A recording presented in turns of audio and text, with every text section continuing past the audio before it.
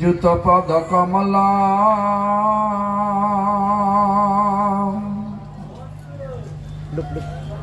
শ্রী গুরু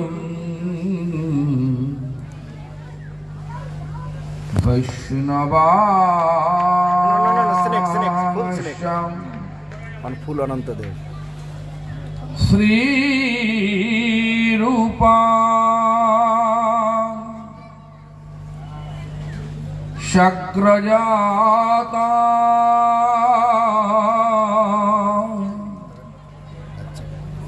সগণ রঘুনাথমিতা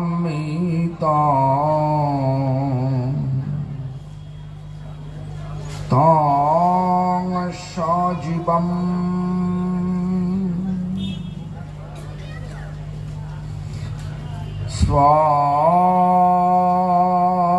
স্বাদৈতং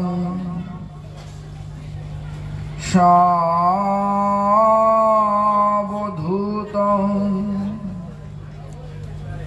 পরিজনসহিতং কৃষ্ণ চৈতন্য দেবং শ্রী রাধা কৃষ্ণ পাদা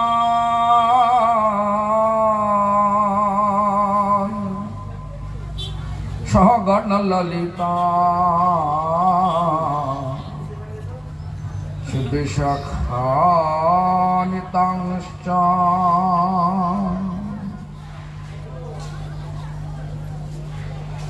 হাত তুলে আমার সঙ্গে হরিনাম করে উঠি না, আর মনটাকে ভগবানের চরণ লাগিয়ে দেন, তারপর হরিনাম করুন না। হরে কৃষ্ণ কৃষ্ণ কৃষ্ণ হরে হরে হরে রাম রাম রাম হরে হরে হরে কৃষ্ণ কৃষ্ণ কৃষ্ণ হরে হরে হরে রাম রাম রাম হরে হরে। আবার বলুন, হরে কৃষ্ণ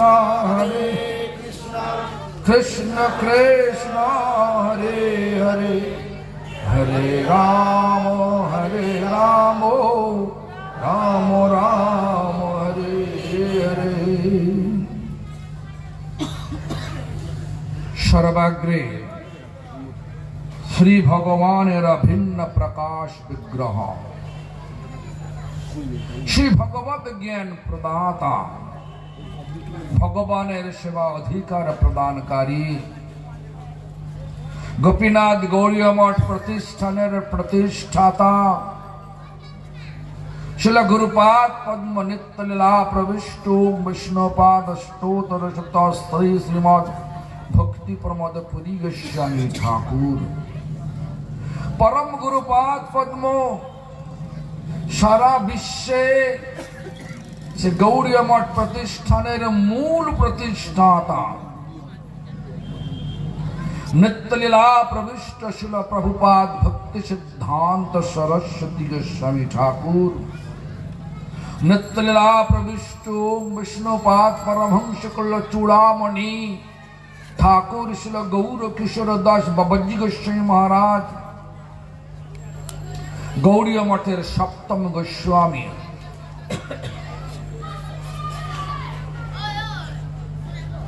নিত্যলীলা প্রবিষ্ট বিষ্ণুপাদ সচ্চিদানন্দ শ্রীশিল ভক্তিবিনোদ ঠাকুর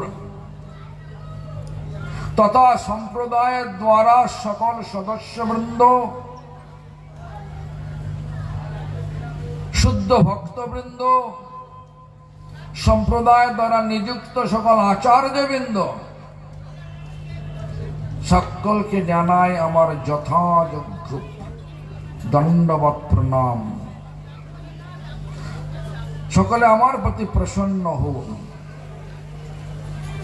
সবাই উপস্থিত, দণ্ডপাদ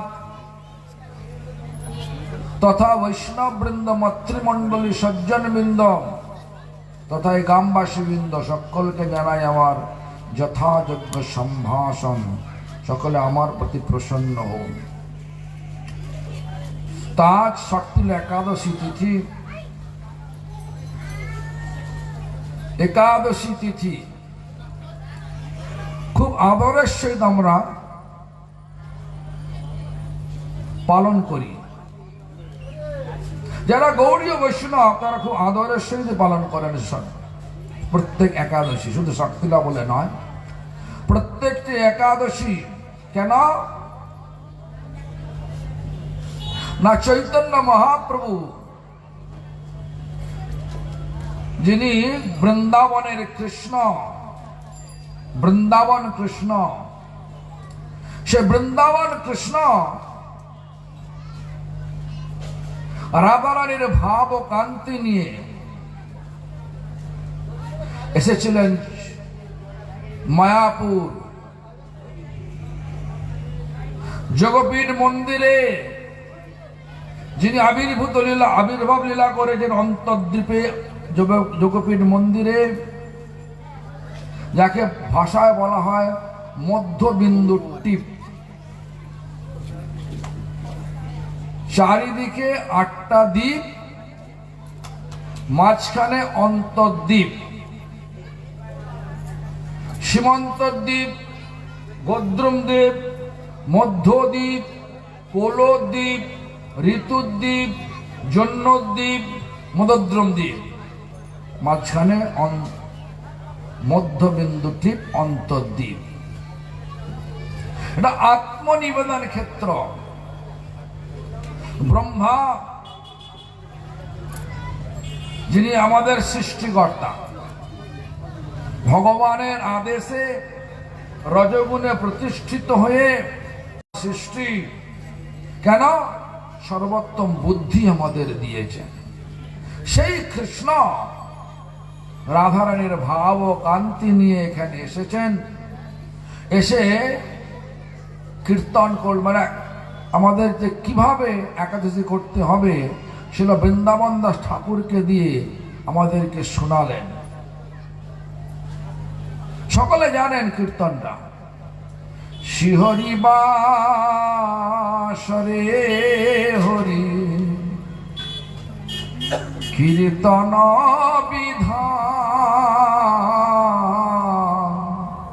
মানে শ্রীহরি বাসর মানে হরি শ্রীহরির উৎসব। সেটা কি না, একাদশী উৎসব। কি বিধান দিয়েছেন? কীর্তন উৎসব।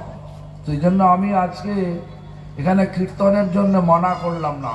এই যে সুন্দর কীর্তন করলেন, সুন্দর নৃত্য করলেন, শীতকমল কুচমণ্ডল, ওই যে মানে জয়দেব গোস্বামী লিখিত যে কীর্তনটা, সুন্দর কীর্তন। জগন্নাথ দেবকে সন্তুষ্ট করতে হলে এই কীর্তনটা করতেই হয়। দেবদাসীরা এই কীর্তন করি জগন্নাথকে শয়ন দেন। দুটি বালিকা নাকি ছোট বালিকা বা দুটো যে মেয়ে যে কীর্তন করলো, মানে নৃত্য করলো কীর্তনের সঙ্গে সঙ্গে, খুব ভালো করেছে। তো আজকে এই দিনটা কীর্তনের দিন, আবার নৃত্য দিন। নৃত্য মানে নৃত্য আরম্ভিলা প্রভু জগতের প্রাণ, মানে যে জগতের প্রাণ, জগতের আত্মা, সেই ভগবান কৃষ্ণ চৈতন্য মহাপ্রভু রূপ নিয়ে এসে কলিযুগে একাদশী পালন করা অত্যন্ত আদরণীয়, বরণীয়।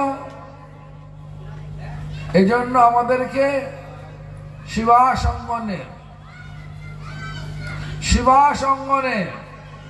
মানে শিবাস পণ্ডিতের বাসভবনে এই কীর্তন করতেন।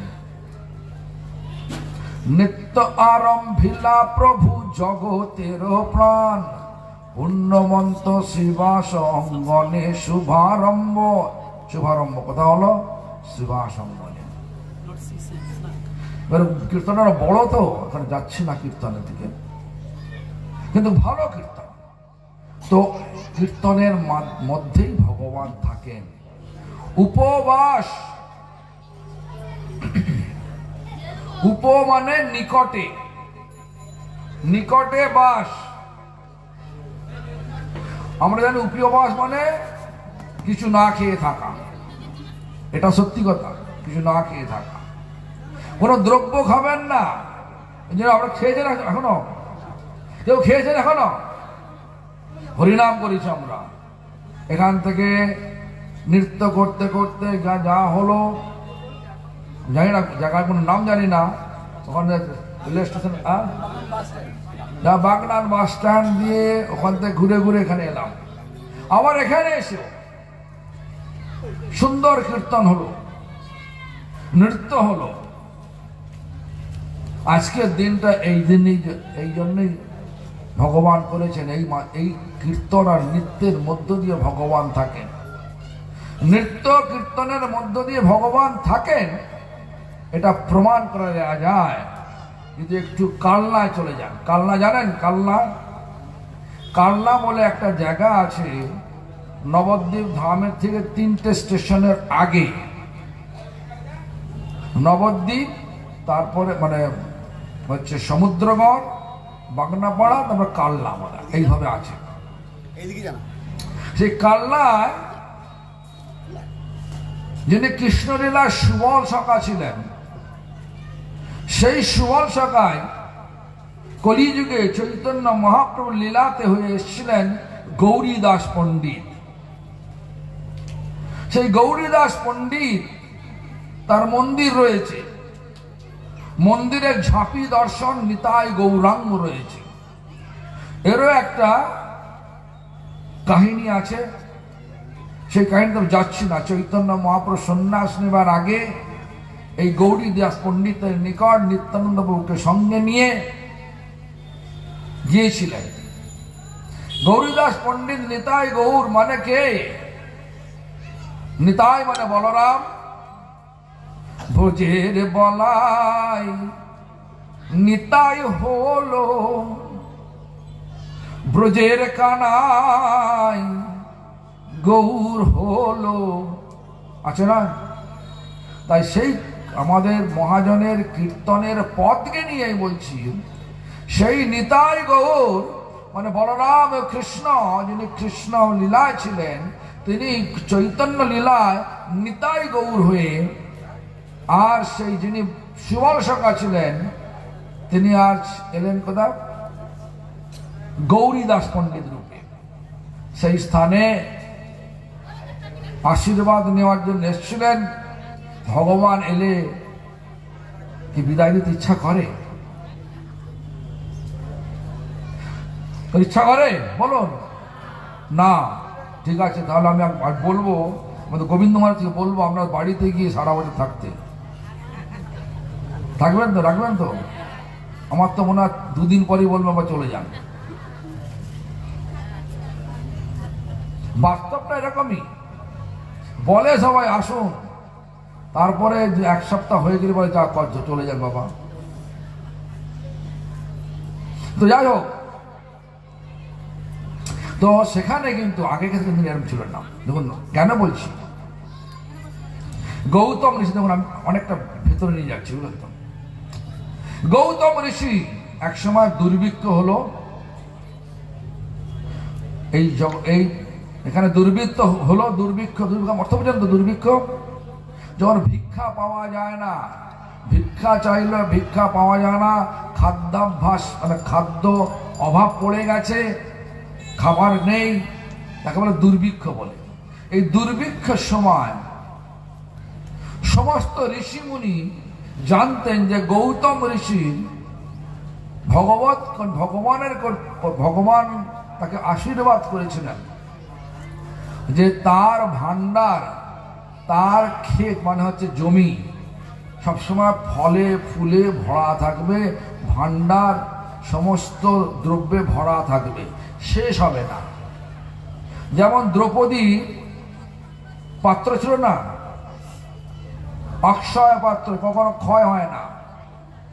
কিন্তু দ্রৌপদী খেয়ে নিলে আর হবে না, না খেলে সবসময় ভান্ডার ভরা থাকবে। এটা চমৎকার আছে। তো যাই, সেই গৌতম ঋষির আশ্রমে এসে দুর্ভিক্ষের সময় সবাই এসে হাজির হল, সমস্ত ঋষি মুনি হাজির হলেন। খুব আনন্দের সে গৌতম ঋষি ঋষি মুনিদের সেবা করছেন।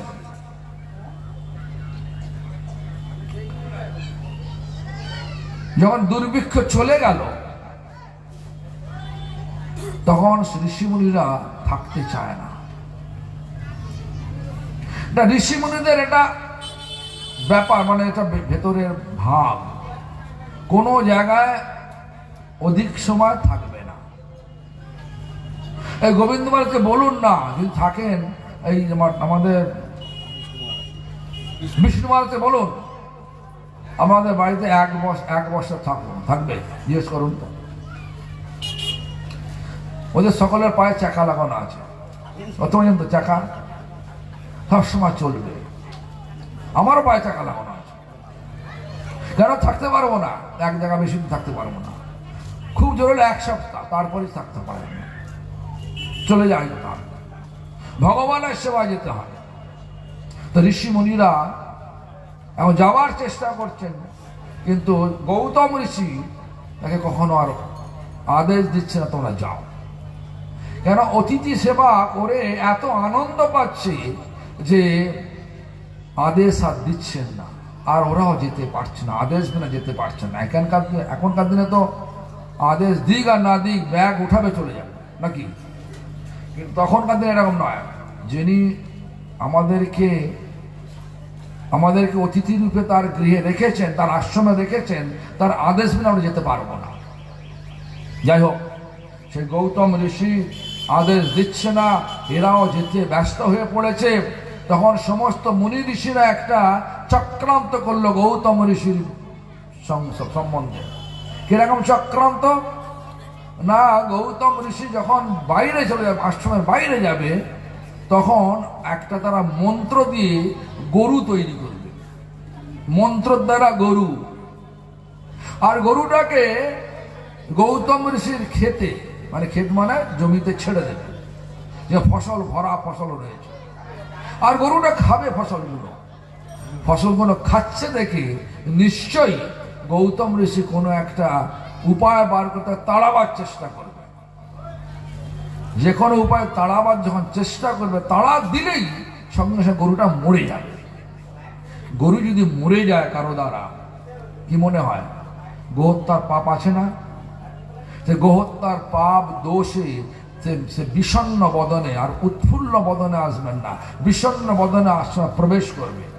আমরা সকলে তাকে জিজ্ঞাসা করব, হে মুনিবর, হে ঋষিবর, আপনার মুখে এত অপ্রসন্নতা কেন? তা নিশ্চয়ই সত্যি কথা বলবেন। একটা গরুকে আমি মেরে ফেললাম, যেই মুহূর্তে বলে গরুকে মেরে ফেললাম আমার দ্বারা, আমার কার্যের দ্বারা, তখনই আমরা গোহত্যার দোষ আরোপ করে দেব। হে, তুমি গোহত্যা করেছ, গোহত্যার পাপে লিপ্ত হয়েছ, তোমার আশ্রম আর আমরা থাকবো না, এই বলে চলে যাবে। একটা উপায় এবার করলো, আর যথাযথ গরু তৈরি করলো, যথাযথ কার্য হলো, সব ঋষি চলেও গেল। এবারে গৌতম ঋষি চিন্তা করলো যে আচ্ছা, আমি তো গরুটাকে একটা ঘাস দিয়ে তাড়াবার চেষ্টা করলাম, যাতে ঘাসটা দেখে থেকে আমার ক্ষেতের বাইরে চলে আসে, কিন্তু হঠাৎ মরে গেল কেন? এর পিছনে কারণটাকে দেখতে হবে। কারণটা দেখতে গিয়ে দেখলো যে সমস্ত ঋষিদের চক্রান্ত। তো গৌতম ঋষি ক্রোধিত হয়ে সব ঋষিকে শাপ দিলেন, অভিশাপ দিলেন। কি দিলেন? হে, তোমরা চক্রান্তকারী, আমাকে অতিথি সেবা থেকে তোমরা বঞ্চিত করেছ, অভিশাপ দিচ্ছি, আজ থেকে তোমরা যত শ্লোক ভগবানের মহিমা, যত শ্লোক, যত শাস্ত্রের শ্লোক তোমরা মুখস্থ করে সব ভুলে যাবে, আর তোমাদের মুখে সংস্কৃত উচ্চারণ হবেই না। এই গৌতম ঋষির অভিশাপে আগে যেমন ছিল শাস্ত্র ছিল প্রত্যেকটা মানুষের, ঋষি মুনিদের মাথার মধ্যে ছিল শাস্ত্র, কোনো গ্রন্থ ছিল না, সব ভুলে গেল।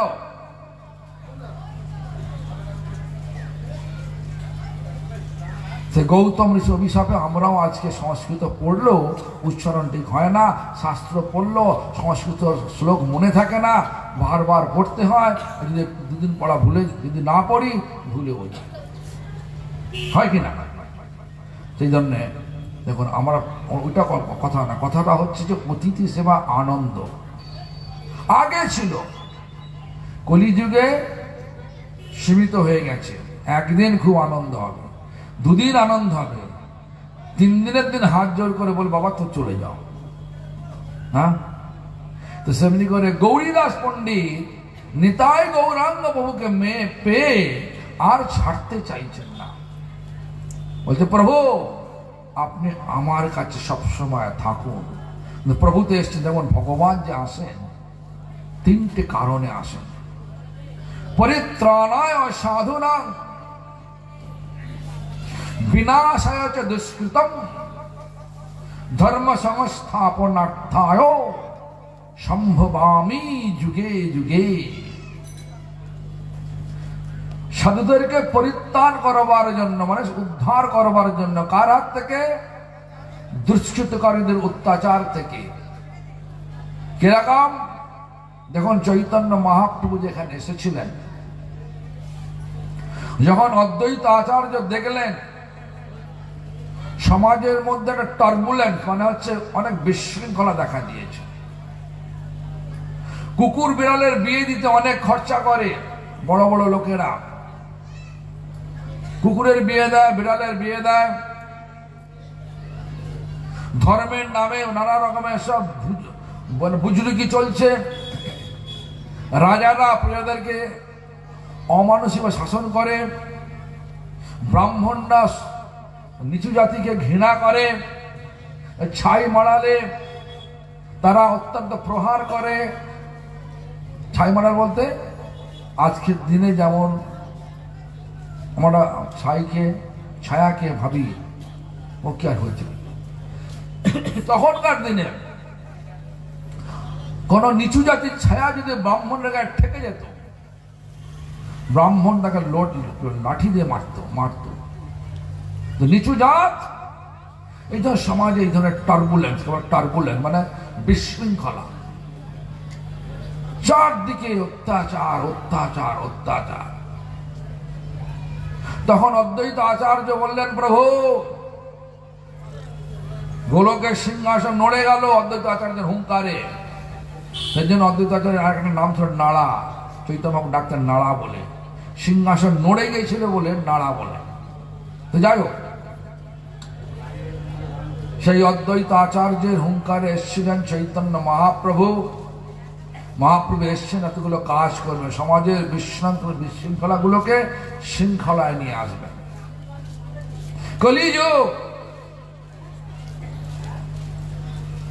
কলিযুগে একটা ঘটনা বললে বুঝতে পারবেন।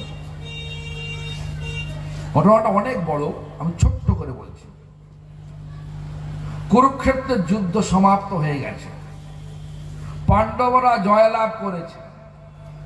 ভগবান কৃষ্ণ পঞ্চ পাণ্ডবকে 5টা দিকে পাঠিয়ে দিলেন, বলে যেটা তোমরা দেখবে, যেদিকে তোমরা হাঁটবে, যখন কোনো একটা আশ্চর্য দেখবে আমার কাছে এসে বলবে, তার আমি তার কারণটা বলে দেবো।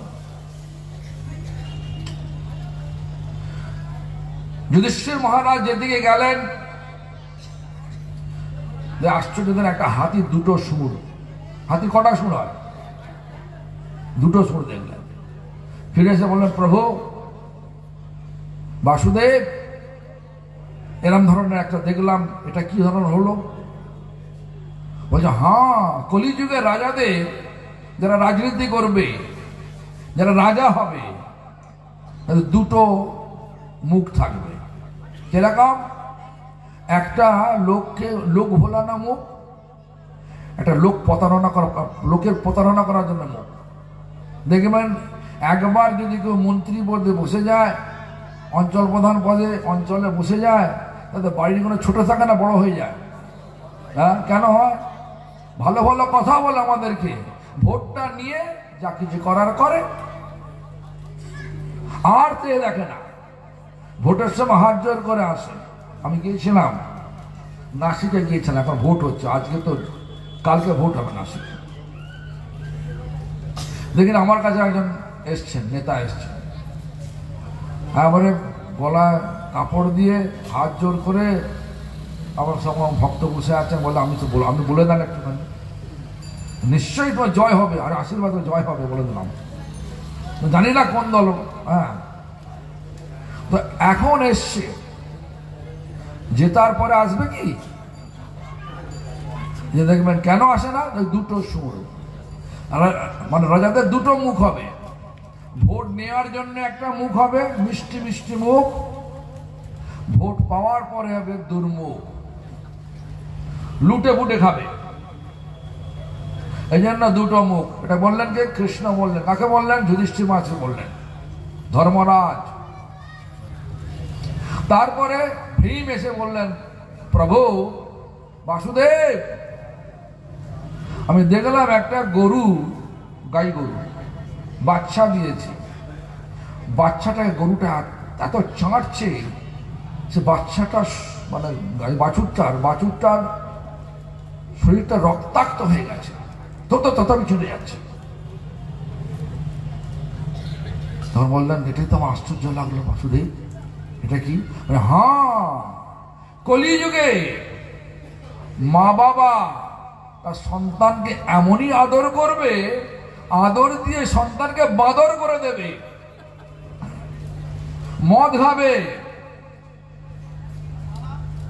নানা রকম অসামাজিক কার্য করবে, এই আদরে সারা জীবন বাচ্চা হয়ে থাকবে, ছোট হয়ে থাকবে, কোন বড় হতে দেবে না বাবা মা। হয় কিনা বলুন? এত আদর দেয়, আদর দিয়ে বাঁদর তৈরি করে দেয়। আর ভগবানের কাছে গেলে বলে, না না না, তো যেতে হবে না। কিন্তু ভগবানের কাছে আসতে চায়, মন্দিরে যায়, যেতে হবে না, তুই মদের দোকানে যা, কিন্তু মন্দিরে যাবি না, বলে কিনা? এটা আমার কথা নয়, বাস্তব কথা। ছেলের জন্মদিনে 5 স্টার হোটেলে নাইট ক্লাব, জানেন তো? নাইট ক্লাব জানেন তো? রাত্রে একটা সঙ্গ হয়, বড় বড় ধনাঢ্য লোক সেই জায়গায়, সেই হোটেলে যায়, সেখানে থাকে, টেবিল থাকে, একখানা টেবিলের ভাড়া, ছোট্ট টেবিল, 6 জন বসতে পারবে, বসে মদ খাবে।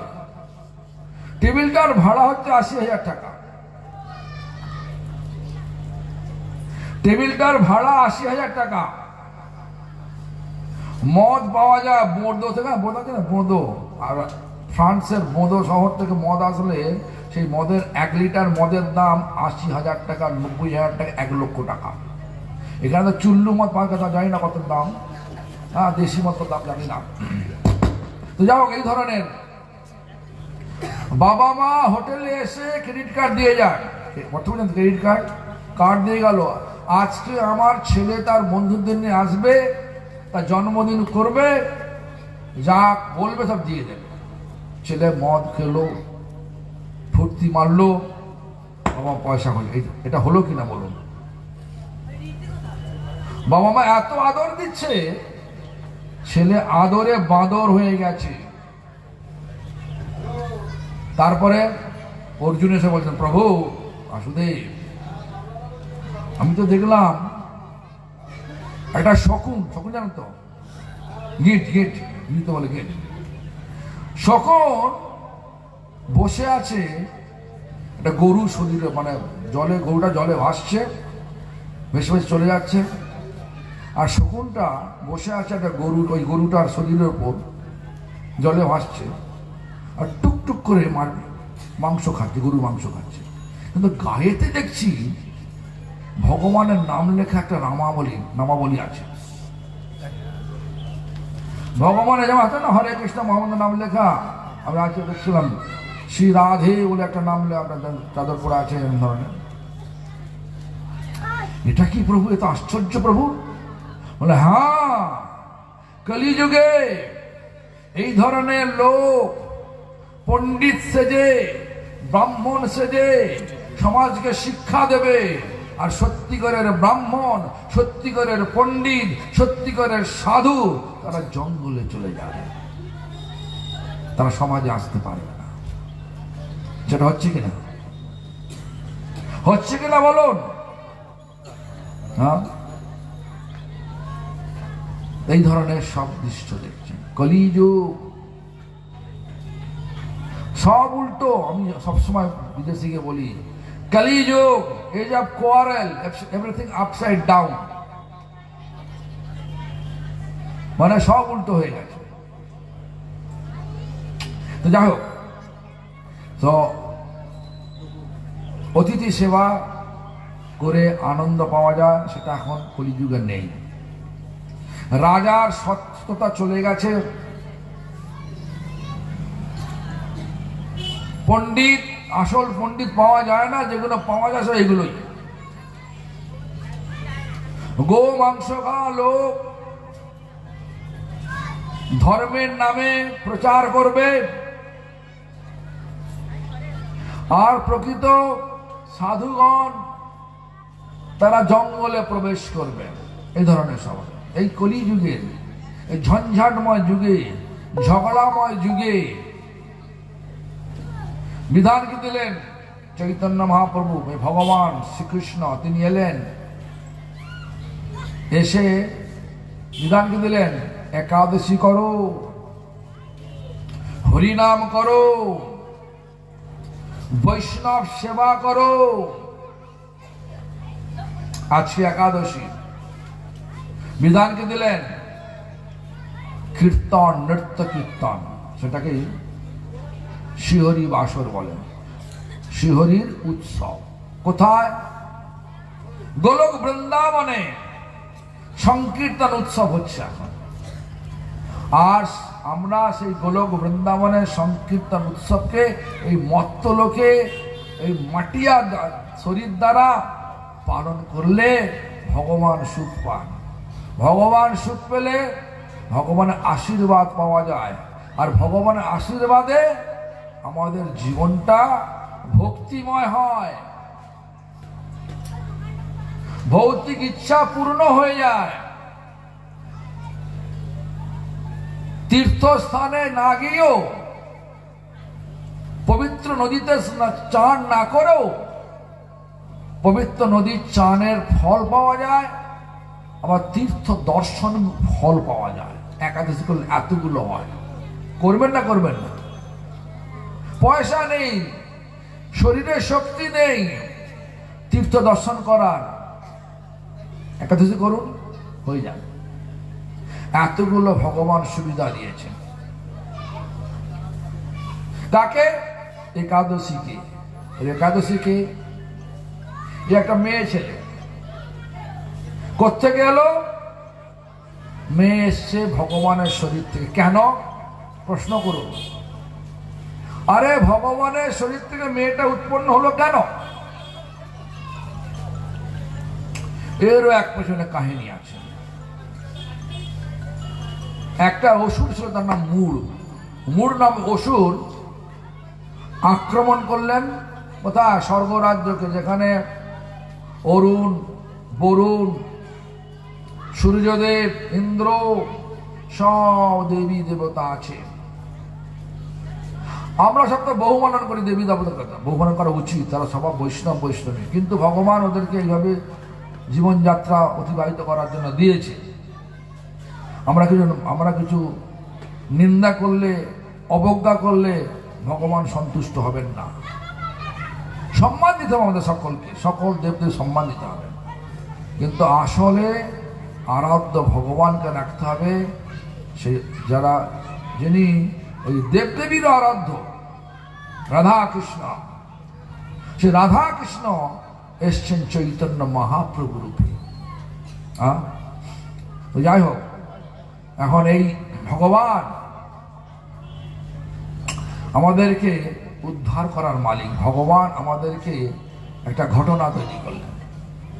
সব দেবদেবী যখন মূরের অত্যাচার, মূরের প্রকোপ, মানে এত শক্তিশালী, এত প্রচন্ড শক্তিশালী যে মূর্খে দেখি সব স্বর্গরাজ্য ছেড়ে চলে গেলেন।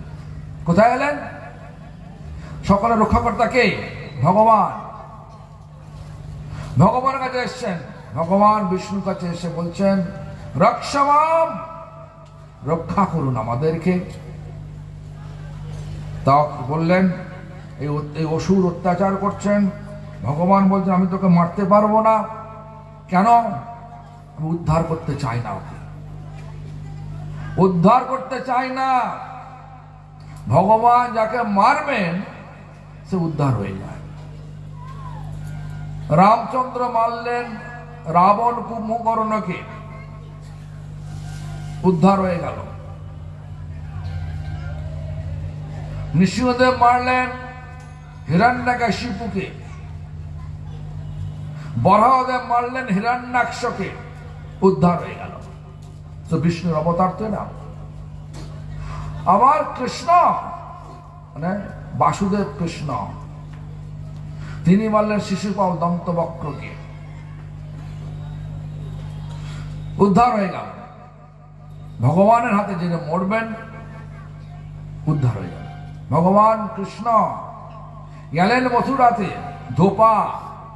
ধোপা কাপড় কাচ্ছে। দেখা বললেন, আমাকে একটা কাপড় দাও। বলছে, না, এটা দেবো না। কেন দেবো না? এটা কংসে এক থাপ্পড় লাগালো, মরে গেল, উদ্ধার হয়ে গেল। ভগবান থাপ্পড় মারলে ভালো না খারাপ বলুন? ভগবান যদি একটা তরল নিয়ে এখানে দাঁড়িয়ে পড়ে, সব গলা কাটবো, দাঁড়াবেন তো? গলা এগিয়ে দেবেন না ভয়ে পালাবেন? পালাবেন তো ভয়ে? না বললে হবে নাকি? হ্যাঁ, সবাই ভয়। ভগবানের কতটা ভক্তি, ভগবান আমাদের সব ভালো করে, এই বিচারটা দেখা যাবে যখন বিপদে পড়া যায়। তো ভগবানকে ছেড়ে বিভিন্ন দেবদেবীর পেছনে ছুটি, আমরা ছুটি কিনা? তো যাই হোক, তো এইভাবে মূর যখন আক্রমণ করলেন, যখন ভগবান বললেন, আমি মূরকে মারবো না, আমি যুদ্ধ করব তোমাদের হয়ে, কিন্তু তোমাদের মারতে হবে। তোমরা যদি মারতে পারো মারবে, না হলে আমি কিন্তু মারবো না। 1000 বছর যুদ্ধ করলেন, কেউ এলো না। ভয়, সব দেবদেবীরা ভয়ে পালিয়ে গেছে। যুদ্ধ কিরকম হচ্ছে যেন বেড়াল আর ইঁদুর। বেড়ালকে ভগবান বিষ্ণু, ইঁদুরটাকে মূর। ভগবানের কাছে ওই মূর হচ্ছে ইঁদুরের ন্যায়, দেবদেবীর কাছে অসুর, এত প্রচন্ড প্রভাবশালী অসুর, ওসব পারা যাবে না। তো যাই হোক, যুদ্ধ হতে হতে 1000 বৎসর কেটে গেল। তখন ভগবান লীলা করতে আরম্ভ করলেন যে, অনেকক্ষণ যুদ্ধ করেছি, একটু ক্লান্ত পরিশ্রান্ত হয়েছি, একটু বিশ্রাম করে নি। বিশ্রাম করার জন্য চলে গেলেন হিমালয়ে। কিন্তু তো অসুর এ ভাবছে না ভগবান একে মারা যায় না, একে কোনো মারা যাবে না, একে এ গেছে ভালো হয়েছে এরকম ভাবলো না। ভাবলো যে আমার ভয়ে চলে গেছে বেটা, একে ছাড়বো না। বেটা এত মূর্খ। অসুর মানে কি? মূর্খ বলেই অসুর। ভগবানের শরণাপন্ন হলে আর কিছু অভাব থাকে না। যারা ভগবানের শরণাপন্ন না হয় তাদের কাছে বোকা না চালাক বলুন তো? বলুন, জোরে বলুন। সন্দেহ আছে? কেন? আমরা ভগবানের রাজ্যে আছি। এই রাজ্যটা মমতার নয়, ভগবানের রাজ্য। এই দেশটা মোদির নয়, ভগবানের দেশ। সমগ্র ব্রহ্মাণ্ডের মালিক ভগবান, আর ভগবান হচ্ছেন কৃষ্ণ। তাহলে যার রাজ্যে, যার দেশে, যার ব্রহ্মাণ্ডে আমরা আছি, তার শরণাপন্ন হলে ভালো না খারাপ? আমরা চেষ্টা করছি শরণাপন্ন হওয়ার। যাই হোক, সেই মূল বেটা অসুর বেটা চিন্তা করলো আমার ভয়ে এই বিষ্ণু চলে গেছে, ছাড়বো না, মেরে ফেলবো। আরে মারা যায় না, এটা মাথায় আসছে না। তাই যখন গেল, যখন যে গুফাতে ভগবান বিশ্রামের লীলা করছেন, সেই গুফার কাছাকাছি আসার সঙ্গে সঙ্গে ভগবানের শরীর থেকে একটা মহিলা মূর্তি নির্গত হয়েছিল। সেই নাম হচ্ছেন একাদশী। কেন?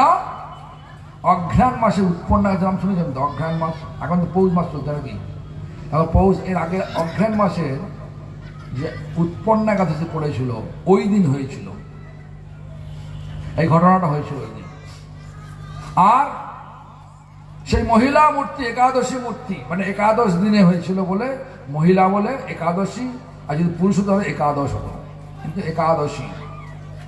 তো এই একাদশী এক পক্ষ মানে 15 দিন যুদ্ধ করেছিলেন, উৎপন্ন একাদশী থেকে মক্ষদা পর্যন্ত যুদ্ধ করলেন। যুদ্ধ করে ওই দিন সেই মূর্কে মেরে দিলেন, ঠিক 15 দিনের মধ্যে মূর্কে মেরে দিলেন।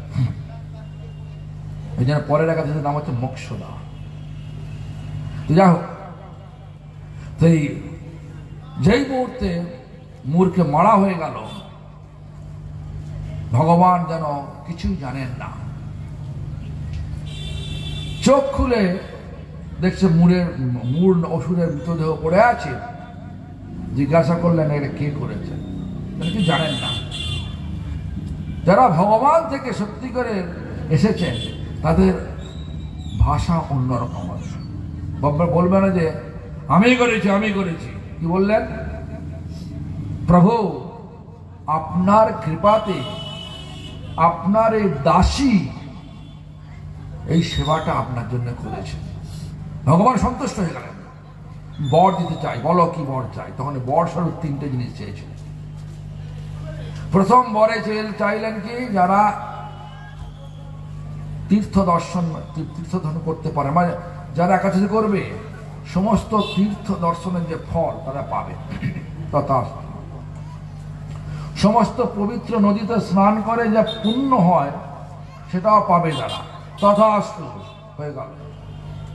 দ্বিতীয় বর, 3টে বর দিয়েছিলেন।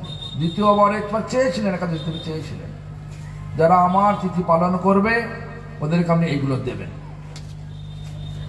আপনার চরণে ভক্তি দেবেন, প্রথমে তীর্থ আর নদীতে স্নান করা, আর আপনার চরণ সেবার ভক্তি দেবেন, দ্বিতীয় হয়ে গেল। তৃতীয় হচ্ছে যে ভৌতিক ইচ্ছা নিয়ে এই তিথি পালন করবে তার সে ইচ্ছাটা পূরণ করে দেবেন। হ্যাঁ, তাও করে দেব। 3টে দিকেই আমাদের লাভ আছে। কিন্তু আমরা গৌড়ীয় বৈষ্ণব, জগতের কোন বস্তু লাভ নিয়ে আমরা চলি না, যারা সত্যি করে গৌড়ীয় বৈষ্ণব। দেখবেন শিবাসঙ্গনে যেখানে মহাপ্রভু কীর্তন করছেন আজকের দিনে, সেই শিবাসঙ্গনে ভগবান চৈতন্য মহাপ্রভু 7 প্রহরিয়া ভাব নিয়ে শিবাসের সিংহাসনে বসে আছেন। শিবাসের যে শালিগ্রাম ভগবান সিংহাসনে বসে আছেন। আর সেই স্থানে এক ভক্ত, যার দোকান ছিল কলা বেচা, থোড় কলা মোচা বেচার দোকান, শ্রীধর যখন এলেন তখন দেখছেন যাকে আমি এতদিন চিন্তা করতাম যে এটা হচ্ছে মানে জগন্নাথ মিশ্রের সন্তান, ব্রাহ্মণের সন্তান, আমার দোকান থেকে জিনিসপত্র নিয়ে গেলে আমি চিন্তা করতাম যে ঠিক আছে, যখন পয়সা দিল না, ঠিক আছে, ব্রাহ্মণ সেবা হয়ে গেল। কখনো চিন্তা করেন ভগবান। ওই দিন শিবাসঙ্গনে পা রেখেই সেই নিমাই পণ্ডিত সিংহাসনে তো বসে আছে, কিন্তু সেই শ্রীধরের চোখে দেখা যাচ্ছে তিনি শ্যাম সুন্দর বসে আছেন। আর সেই শ্যাম সুন্দর রূপী নিমাই পণ্ডিত শ্রীধরকে বলছেন, শ্রীধর, আমি এতদিন ধরে তোমার দোকান থেকে অনেক কিছু নিয়েছি, পয়সা দিইনি, আজ তোমার আমি কড়াই গন্ডা এসব মিটিয়ে দেব। এই জন্য তো বর মাগো, বর মাগো, কি বর চাও? তো শ্রীধর তো ভক্ত, ভগবানের কাছে দ্রব্য চাইতে নাই। ছোট ছেলে যে কথা বলতে পারে না, হাঁটতে পারে না, চলতে পারে না,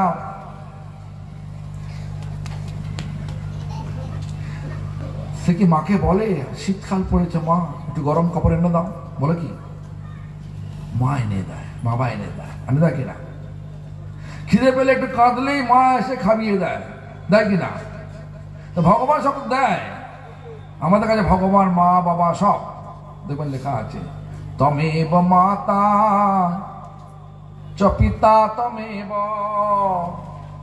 তমেব বন্ধুশ্চ সখা তমেব। বলুন না সকলে, জানেন তো নাকি? বলো, তমেব মাতা। এই তো সব ফুকফুক করে বললে হবে না, জোরে জোরে বলুন। তমেব মাতা চ পিতা তমেব, তমেব বন্ধুশ্চ সখা তমেব, তমেব বিদ্বা দ্রবিণং তমেব, তমেব সর্বাং মম দেব দেব। তুমি ভগবান, তুমি আমার মা, বাবা, বন্ধু, সখা, বিদ্যা, সম্পদ সব। বিশ্বাস আছে তো? যদি বলেন আপনার বাড়িটা আমার দিয়ে দেন, মঠ করবো, দেবেন? অদূর বাবা, অনেক কষ্ট করেছি নাকি? আছে, মুখে বলা যায় তোতা পাখির মতো, কিন্তু কাজে গেলে খানি আটকে যায়। দেখেছি অনেকে যায়, মঠে যায়, অফিস থেকে বলে একদম পয়সা নেই গো। আমাদের ভক্তগণ বলে ঠিক আছে, থাকো তাহলে। যাওয়ার সময় অনেক বাসনপত্র কিনে যায়, ব্যাগ ভরে বাসনপত্র জিনিসপত্র নিয়ে যাচ্ছে।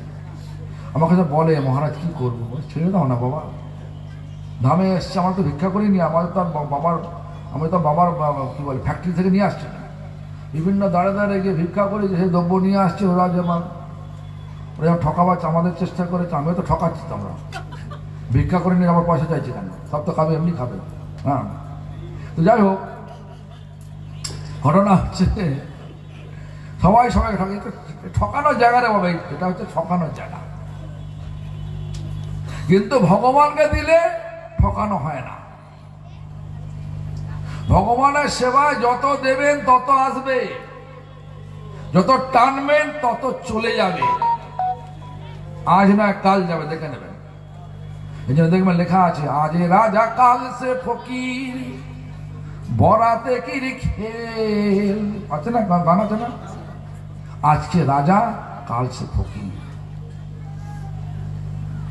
সেই জন্য বলছেন আমাদের বৈষ্ণবদের নীতি কি হবে? সর্বস্ব তোমার চরণে সপিয়া পড়েছি তোমার ঘরে।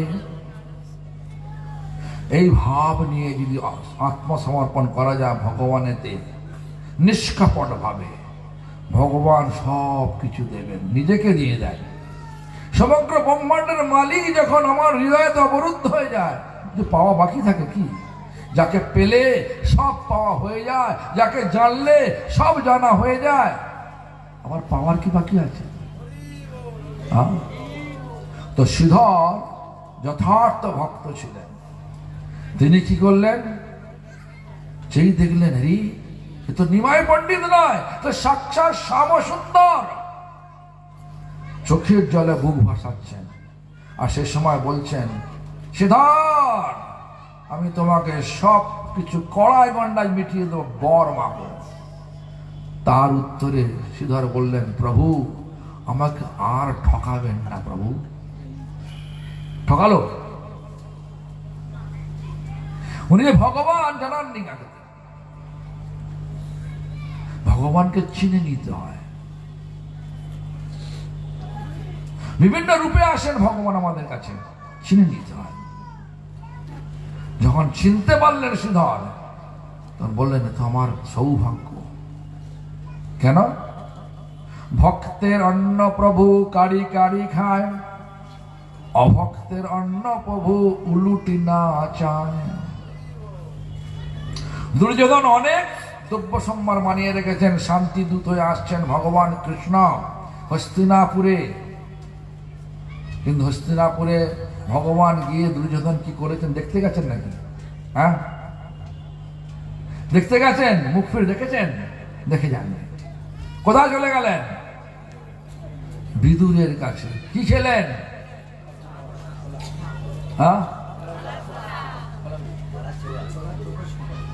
খোলা ছোড়া হয় না, কি বলে কুচ করে গেছে, বিদুরের শাক রুটি খেয়েছে, যারা বিভিন্ন দেশে বিভিন্ন রকমের, যার দেশে যারা রুটি সেরকম বলে। খুবই নগণ্য, খুবই সামান্য, হ্যাঁ, সব প্রসাদ পেয়েছে। বিদুরারই পত্নী কলা দিয়েছেন, কলাটা আবার আসল কলা দেয় না, কলার খোসা দিয়েছেন।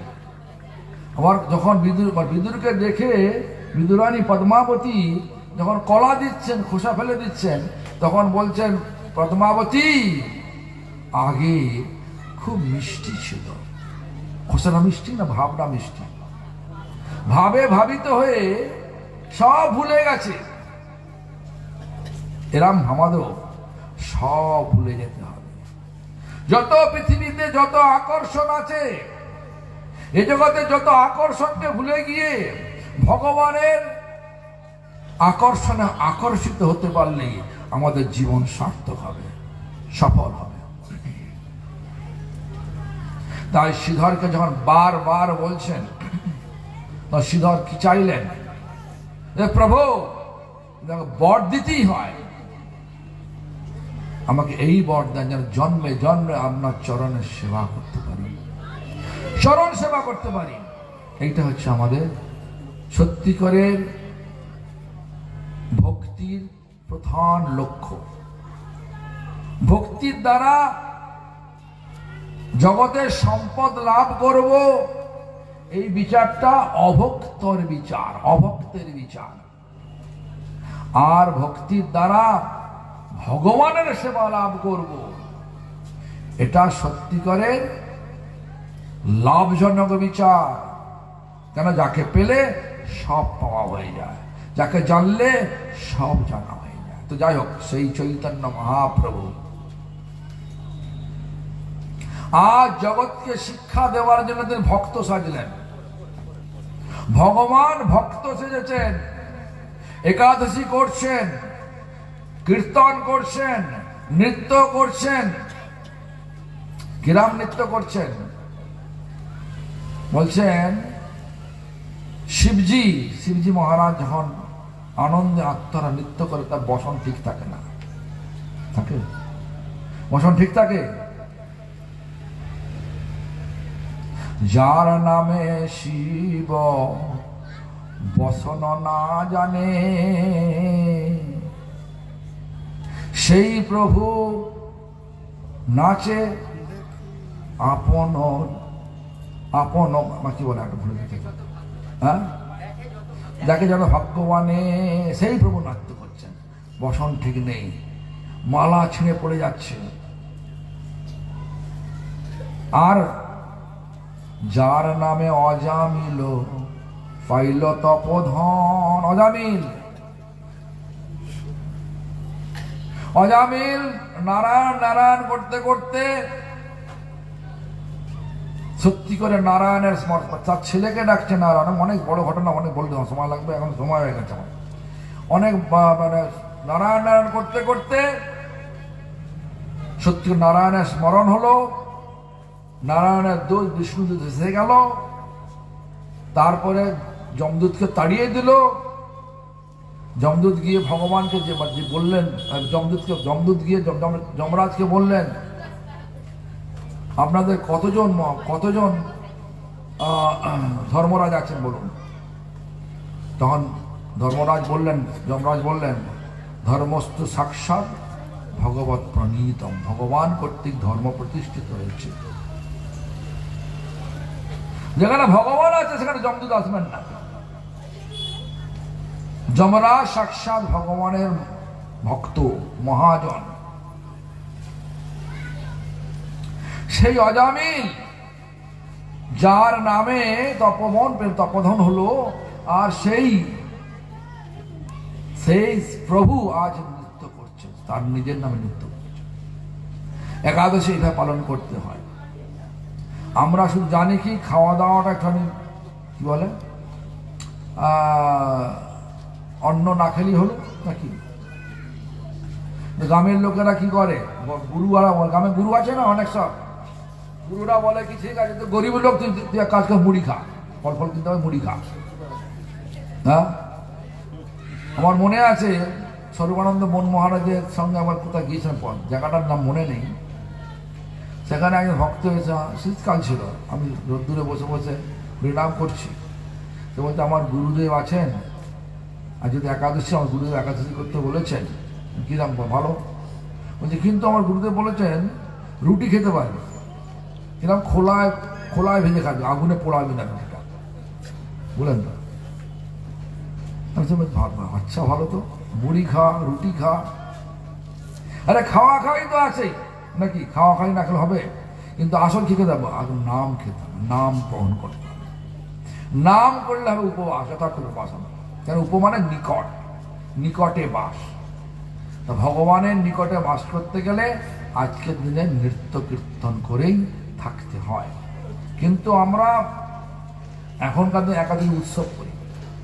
আর আহার বলতে যতটুকু দ্রব্য প্রয়োজন, প্রথম বলছে আহার নিদ্রা বা একদম খাওয়া যাবে না।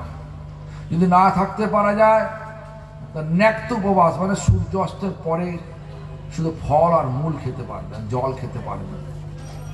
আর তাও না পারা গেলে মধ্যাহ্নের পরে 12টার পরে, যেমন 12টার পরে আমাদের সত্য নিয়ে এসেছিল, এক বোতল জল নিয়ে এসেছিল, জল খেয়ে নেয়, যাক পাগল। হ্যাঁ, খাওয়া যায়, যাই হোক। তো যাই হোক, এরকম না করতে, এটাও না করতে পারলে সারাদিন খান কিনা পক্ষী আওয়ার, ফল মূল আর জল। কিন্তু এখন কি খাওয়া যায়, এখন কি খান বিভিন্ন জায়গায় বাকুই জানেন তো, কুট্টু আটার রুটি, কুট্টু আটার বলা লুচি, তারপরে হচ্ছে কুট্টু আটার কেক। কুট্টু জানেন তো, কুট্টু মানে হচ্ছে না কুট্টু মানে বাংলায় জানি না, হিন্দিতে বলে কুট্টু, না পাগল জানি, পানি ফলে জানি। তবে হচ্ছে কি বলে পানি ফলের হালুয়া, সব বিভিন্ন রকমের, সব বিভিন্ন রকমের শটি ফুটের হালুয়া, জানি আর কি আছে, অনেক প্রকার। এতক্ষণ এক পেট খেয়ে নাম করতে পারবেন তো, না ঘুম আসে? সেটা হয়। কিন্তু আজকে একাদশীর দিন, একাদশীর কথা না বলাই ভালো, এই বিচার করে আমি বললাম। আর যাই করেন যতটা পারেন, কেন মহাপ্রভুর ধর্ম হয় বৈরাগ্য প্রধান, যাহা দেখি কৃত হন গৌর ভক্তগণ। মহাপ্রভুর ধর্ম বৈরাগ্য। আপনারা যে খালি পায়ে হাঁটছেন, কত কষ্ট করছেন আপনারা, বাড়িতে কত কষ্ট, সব ছেড়ে দিয়ে আপনারা এখানে এসছেন, কত আনন্দে, কত ভগবানের কত আনন্দ জানেন, অনেক আনন্দ হচ্ছে ভগবানের। কেন, ভগবানের কথাতে চুপচাপ বসে থাকলেও সবাটা শোভা হয়, সেই শোভার দ্বারা ভগবানের সুখ হয়। ভগবানের কথাতে ভগবান আছেন, বুঝতে পারেন না, চুপচাপ বসে থাকলেও ভগবান সুখ পায়, আর সেই সুখেতেই আমার সেবা হয়ে যায়। এই জন্য আপনারা অনেক কষ্ট করছেন, কষ্ট করে এখানে এসেছেন। আর আমাদের এখানেও অনেক কীর্তনীয় আছে।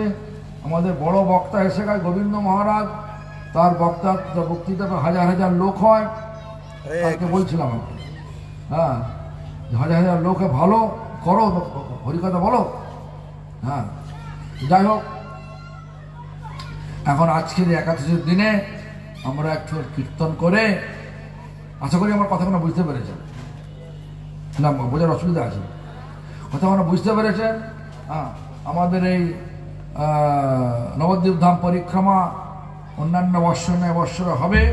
সেই নবদ্বীপ ধাম পরিক্রমা শুরু হবে কবে না 22 গোবিন্দ, 10ই ফাল্গুন, 23 ফেব্রুয়ারি সোমবার থেকে শুরু হবে। সোমবার থেকে শুরু হবে 23 ফেব্রুয়ারি থেকে 4 মার্চ পর্যন্ত 10 দিন। এই 10 দিন উৎসবের জন্য, উৎসবে সকলকে যাওয়ার জন্য আমি আমার ব্যক্তিগত পক্ষ থেকে এবং গোপীনাথ গৌড়ীয় মঠের পক্ষ থেকে সকলকে জানাই সাদর আমন্ত্রণ। সকলে আসবেন। আর কাগজ আছে, নিয়ে নেবেন। আর একটা দেখবেন বিষ্ণু মহারাজ, যদিও সাইজে ছোট, পেন্টিংটা বড় হয়ে গেছে একটুখানি, দেখবেন এখানে দেখবেন অদ্বৈতাচার্য দাড়ি নেই। এতদিন যে আমরা অদ্বৈতাচার্যকে পূজা করে আসছিলাম, আমাদের প্রভুপাদ ভক্তি সিদ্ধান্ত সরস্বতী গোস্বামী ঠাকুর যতগুলো পঞ্চতত্ত্বকে প্রকাশ করেছেন, কারো এখানে দাড়ি নেই। কেন?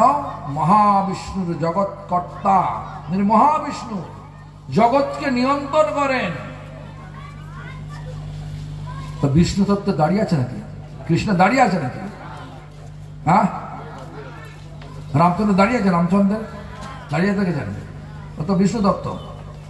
যেটা বিষ্ণু তত্ত্ব সেটা দাড়ি থাকবে না, দাড়ি গো বয়সে বুড়ো হবে না, সর্বক্ষণ নিত্য নবন নবায়মান। এই জন্য এই যে পঞ্চতত্ত্ব, এই যে মানে উপরে পঞ্চতত্ত্ব, নিচে সরগোস্বামী, তার নিচে আমাদের গুরুবর্গ। হ্যাঁ, এই ছবিটা পাওয়া যাচ্ছে এখানে গোপীনাথ গৌড়ীয় মঠে। আমাদের গোবিন্দ মহারাজ অনেক কষ্ট করে এটা বানিয়েছেন। হ্যাঁ, তো আপনারা পারলে নিয়ে নেবেন। আমাকে বলেছে 50 টাকা করে দাম করেছি। বাড়িতে ভালো করে বাঁধিয়ে রাখবেন, ওই দেয়ালে চিটকে দেবেন না, ভালো করে বাঁধিয়ে, কারণ সবাই গুরুবর্গ এখানে আছে। তাই না, গুরুবর্গ আমাদের শুধু আমার গুরুদেব নয়, আমাদের যারা প্রচার করেছেন প্রভুপাদের পরবর্তীকালে সকল, প্রায় সকলকে নিয়ে আসা হয়েছে। দেখবেন, হ্যাঁ, পারলে নিয়ে বাড়িতে রাখবেন। সবাইয়ের, সকলের পূজা হবে, গুরুবর্গের পূজা হবে। তাই আপনারা কাল বিলম্ব না করে, অনেক ছবি আছে, ছাপিয়েছে অনেক, এখানে আমাদের এনেছে কম নাকি? এখন এখন আছে, যাও। আপনারা এই নিমন্ত্রণ পত্র নিয়ে নেবেন, আর এটা নিয়ে বাঁধাবেন, ফ্রেম দিয়ে, কাঁচ দিয়ে বাঁধিয়ে ঘরে রাখবেন। রোজ প্রত্যেক দিন মালা